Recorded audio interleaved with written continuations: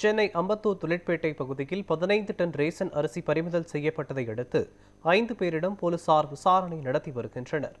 இதுகுறித்த கூடுதல் விவரங்களை செய்தியாளர் ஸ்ரீனிவாசன் வழங்க கேட்கலாம்.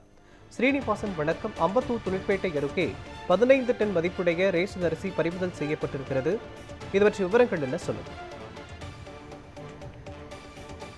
சென்னை அம்பத்தூர் தொழிற்பேட்டை காவல் நிலைய எல்லைக்குட்பட்ட அத்திப்பட்டு பகுதியில் நேற்று இரவு உளவுத்துறை போலீசாருக்கு ரகசிய தகவல் ஒன்று கிடைத்தது. அந்த ரகசிய தகவல் அடிப்படையில் அம்பத்தூர் தொழிற்பேட்டை போலீசார் ரோந்து பணியில் இருக்கும் பொழுது அம்பத்தூர் தொழிற்பேட்டை வழியாக அத்திப்பட்டு பகுதியில் ஒரு டாரஸ் லாரி ஒன்று வந்து கொண்டிருப்பதை கவனித்த ரோந்து போலீசார் அந்த லாரியை மடக்கி பிடித்து விசாரணை மேற்கொண்டனர். அந்த லாரியிலிருந்து 2 நபர்கள் தப்பி ஓட முற்படும் பொழுது அவர்களை மடக்கி பிடித்தனர். அந்த 2 நபர்கள் பெயர் மகாராஜா மற்றும் விஜய் என்று பெயர்.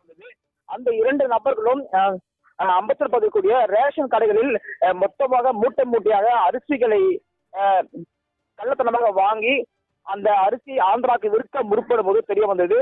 சுமார் 15 டன், அதாவது 15,000 கிலோ அரிசி கடத்தப்படுவதாக தெரிய வந்தது. போலீசார் 2 நபர்கள் விசாரணை மேற்கொள்ளும் பொழுது அவர்களுக்கு உடந்தையாக இருந்த ரமேஷ், புவிராஜன், மகாராஜா என்பது தெரிய வந்தது. இந்த 5 நபர்களையும் அம்பத்தூர் தொழிற்பேட்டை போலீசார் காவல் நிலையத்தில் வைத்து விசாரணை மேற்கொண்டு வருகின்றனர். இதே போன்று வேறு எந்த பகுதியாவது அரசியல் கடத்த முற்படுவதாகவும் இருக்கிறதா என்ற கோணத்திலும் இவர்களுக்கு பின்பலம் யார் இந்த மூலையா செயல்படுற என்ற கோணத்தில் போலீசார் விசாரணை மேற்கொண்டு வருகின்றனர்.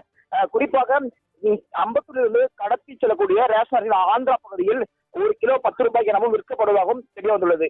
மேலும் இவர்களுக்கு உடமையாக இருந்தது அந்த ரேஷன் கடை ஊழியர் யார் என்பது குறித்தும் போலீசார் விசாரணை மேற்கொண்டு வருகின்றனர். மோகன்,